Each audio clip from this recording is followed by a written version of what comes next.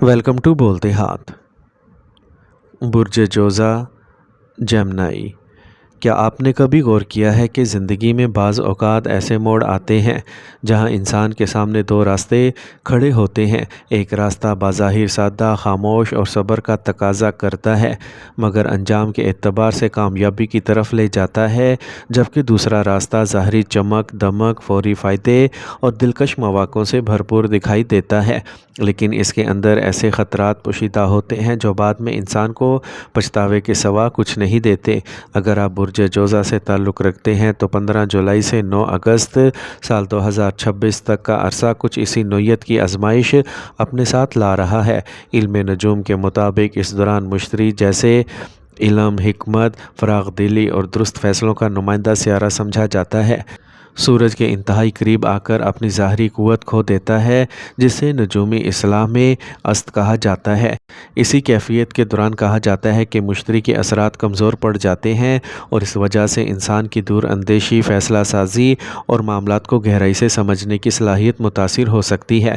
اگرچہ یہ نجومی تعبیرات ہیں اور ان پر یقین ہر شخص کا ذاتی معاملہ ہے، لیکن ایک بات یقینی ہے کہ ہر مشکل وقت انسان کو زیادہ احتیاط، صبر اور زیادہ غور و فکر کی دعوت دیتا ہے۔ برج جوزا والوں کے لیے یہ کیفیت مالی معاملات، خاندانی اقدار، گفتگو کے انداز اور روزگار سے متعلق فیصلوں کے حوالے سے زیادہ اہم سمجھی جا رہی ہیں۔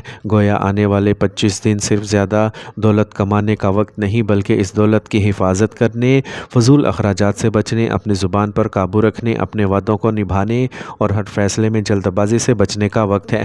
اگر آپ کسی کارپوریٹ ادارے، bank, media house, management, marketing یا کسی ایسی جگہ پر کام کرتے ہیں جہاں روزانہ اہم فیصلے کیے جاتے ہیں، تو یہ عرصہ آپ سے معمول سے زیادہ توجہ اور ذمہ داری کا مطالبہ کرے گا۔ ممکن ہے کسی دستاویزات میں معمولی سی غلطی بڑے نقصان کا سبب بن جائے، کسی معاہدے کی ایک سطر بعد میں مسئلہ کھڑا کر دے، یا کسی ای میل، پیغام یا گفتگو کا غلط مطلب نکال لیا جائے۔ اس لیے ہر کاغذ، ہر فائل، ہر دستخط اور ہر فیصلہ 2 مرتبہ ضرور دیکھیں۔ اگر سینئر افسر آپ کے کام پر سوال اٹھائیں تو اسے اپنی توہین نہ سمجھیں، بلکہ اپنے کام کو مزید بہتر بنانے کا موقع جانیں، کیونکہ بعض اوقات تنقید ہی انسان کو کامیابی کے اگلے درجے تک پہنچا دیتی ہے۔ یاد رکھیں، جذباتی رد عمل اکثر وہ نقصان پہنچا دیتا ہے جو دشمن بھی نہیں پہنچا سکتا۔ اس لیے خاموشی، تحمل اور پیشہ ورانہ رویہ اس پورے عرصے میں آپ کی سب سے بڑی طاقت ثابت ہو سکتا ہے۔ مالی معاملات میں کسی بھی قسم کی غیر ضروری سرمایہ کاری، ادھار، شراکت داری یا بغیر تحقیق کے کسی منصوبے میں رقم لگانے سے پہلے اچھی طرح سوچیں۔ اگر کوئی شخص آپ کو غیر معمولی منافع کا لالچ دے تو اسے فوراً فیصلہ نہ دیں، بلکہ وقت لیں، تحقیق کریں اور اہل تجربہ لوگوں سے مشورہ ضرور کریں۔ بعض اوقات چند دن کی تاخیر انسان کو کئی برسوں کے نقصان سے بچا لیتی ہے۔ خاندانی زندگی میں بھی یہ وقت غیر ضروری بحث و تکرار سے بچنے کا ہے۔ ممکن ہے کسی معمولی بات کو غلط سمجھ لیا جائے یا آپ کے الفاظ کا ایسا مطلب نکال لیا جائے جو آپ کی نیت ہی نہ ہو، اس لیے اپنی بات منوانے سے زیادہ دوسروں کی بات سننے کی کوشش کریں۔ کبھی کبھی خاموشی ایک ایسی حکمت ہوتی ہے جو بڑے سے بڑا جھگڑا ختم کر دیتی ہے۔ اگر والدین، شریک حیات، بہن بھائی یا اولاد کے ساتھ کسی معاملے میں اختلاف پیدا ہو جائے تو غصے کی بجائے محبت، نرمی اور صبر سے کام لیں۔ یاد رکھیں، رشتے جیتنے سے بنتے ہیں، بحث سے نہیں جیتتے۔ اس طرح اپنی صحت پر بھی خصوصی توجہ دیں، کیونکہ ذہنی دباؤ اکثر جسمانی تھکن، بے خوابی اور بے چینی کی صورت میں ظاہر ہونے لگتا ہے۔ مناسب آرام کریں، پانی زیادہ پئیں، وقت پر کھانا کھائیں اور روزانہ کچھ وقت اپنے ذہن کو پرسکون رکھنے کے لیے ضرور نکالیں۔ اب اگر روحانی پہلو کی بات کریں تو ایک مسلمان کے لیے سب سے بڑی حقیقت یہ ہے کہ کائنات کا اصل مالک، نفع نقصان کا اختیار رکھنے والا، عزت دینے والا اور آزمائش سے نکالنے والا صرف اللہ رب العزت ہے۔ ستارے، سیارے اور ان سے متعلق تمام نظریات اپنی جگہ، مگر تقدیر کا فیصلہ صرف اللہ تعالیٰ کے ہاتھ میں ہے۔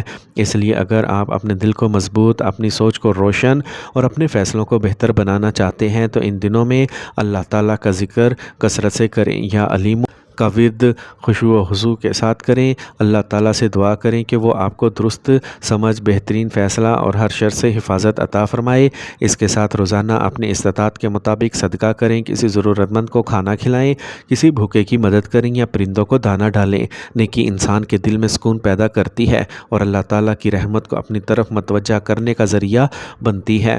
قرآن پاک کی تلاوت کو اپنا معمول بنائیں، بالخصوص سورہ قلم کی تلاوت کا اہتمام کریں، کیونکہ قرآن مجید ہی حقیقی ہدایات، حکمت اور دلوں کے اطمینان کا سرچشمہ ہے۔ نمازوں کی پابندی کریں، استغفار کو اپنی زبان پر جاری رکھیں اور ہر نئے دن کا آغاز اللہ پر کامل بھروسے کے ساتھ کریں۔ یاد رکھیں، زندگی کے مشکل ادوار ہمیشہ انسان کو توڑنے کے لیے نہیں آتے، بلکہ اسے پہلے سے زیادہ مضبوط، سمجھدار اور اللہ کے زیادہ قریب بنانے کے لیے آتے ہیں۔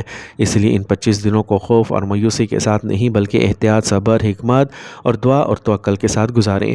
اگر آپ نے اپنے کردار کو مضبوط رکھا، اپنے فیصلوں میں سوچ بچار کو جگہ دی، اپنے دل کو اللہ کے ذکر سے آباد رکھا اور اپنی زبان، اپنے معاملات اور اپنے تعلقات کی حفاظت کی، تو انشاءاللہ یہ وقت بھی خیر و عافیت سے گزر جائے گا۔ یاد رکھیں، اللہ تعالیٰ پر سچا بھروسہ رکھنے والا انسان کبھی تنہا نہیں ہوتا، اور جب بندہ اپنی تدبیر کے ساتھ اپنے رب کی مدد طلب کرتا ہے تو اللہ تعالیٰ ایسے راستے کھول دیتا ہے جن کا وہ تصور بھی نہیں کر سکتا۔ اللہ تعالیٰ آپ کے رزق میں برکت عطا فرمائے، آپ کے فیصلوں میں خیر پیدا فرمائے اور آپ کو ہر آزمائش سے محفوظ رکھے اور آپ کی زندگی کو سکون، کامیابی اور اپنی رحمتوں سے بھر دے۔ آمین۔